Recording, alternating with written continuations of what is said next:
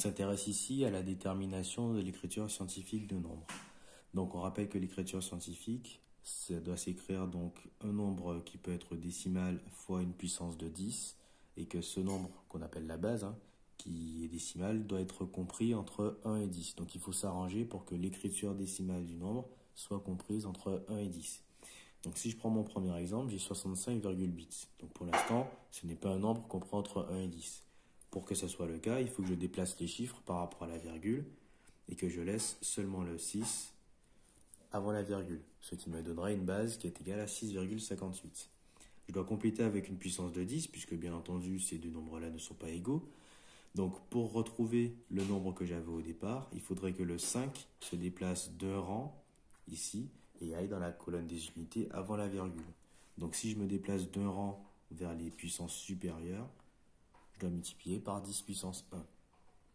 Deuxième exemple, 128,5, bien entendu, n'est pas compris entre 1 et 10. Donc pour que ça soit le cas, il faut que je déplace les chiffres par rapport à la virgule.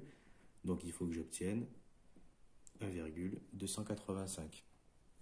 Je dois compenser avec une puissance de 10, bien entendu. Ça voudrait dire que le 8 doit passer dans la colonne des unités. Donc cette fois-ci, le 8 il doit gagner 2 rangs pour passer à la place du 1. Bien sûr, le 2 aussi va gagner 2 rangs et le 1 pareil. Donc ça voudrait dire que je me suis décalé de 2 rangs vers les puissances supérieures. Donc j'obtiens x 10 puissance 2. Pour le troisième exemple ici, ma base qui doit être comprise entre 1 et 10, ici ce n'est pas encore le cas, j'ai un nombre inférieur à 1.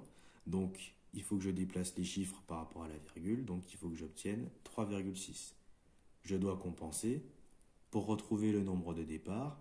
Cette fois-ci, mon 3 qui se situe dans la colonne des unités doit reculer pour se retrouver comme ici dans la colonne des millièmes. Donc il doit reculer de 1, 2, 3 rangs. Donc si je recule de 3 rangs, c'est-à-dire si je vais de 3 rangs vers les puissances inférieures, puisque je vais vers la droite, je dois multiplier par 10 puissance moins 3. Dernier exemple, toujours pareil, j'ai un nombre inférieur à 1, donc ce n'est pas une bonne base.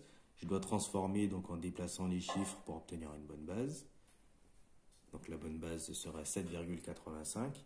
Pour compenser, je vais multiplier par une puissance de 10. Pareil, le 7, pour retrouver le nombre de départ, le 7 doit se déplacer, alors cette fois-ci de 4 rangs, d'accord, puisque ici il était au 4e rang avant la virgule, après la virgule, pardon. Donc ici, 4e rang après la virgule, je dois multiplier par 10 puissance moins 4.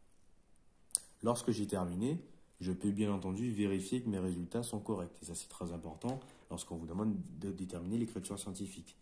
Donc, je vais essayer de taper le premier résultat. Donc, 6,58 fois 10. Alors, la puissance est souvent la touche x puissance n fois 10 puissance 1. J'obtiens bien ici 65,8. Je vais essayer le deuxième nombre, pareil. Donc, 1,285 fois 10 puissance 2. J'obtiens bien 128,5. Le troisième, 3,6 fois 10 exposant moins 3. J'obtiens bien le nombre de départ. Et pour finir, 7,85 fois 10 puissance moins 4. Et j'obtiens bien le nombre de départ.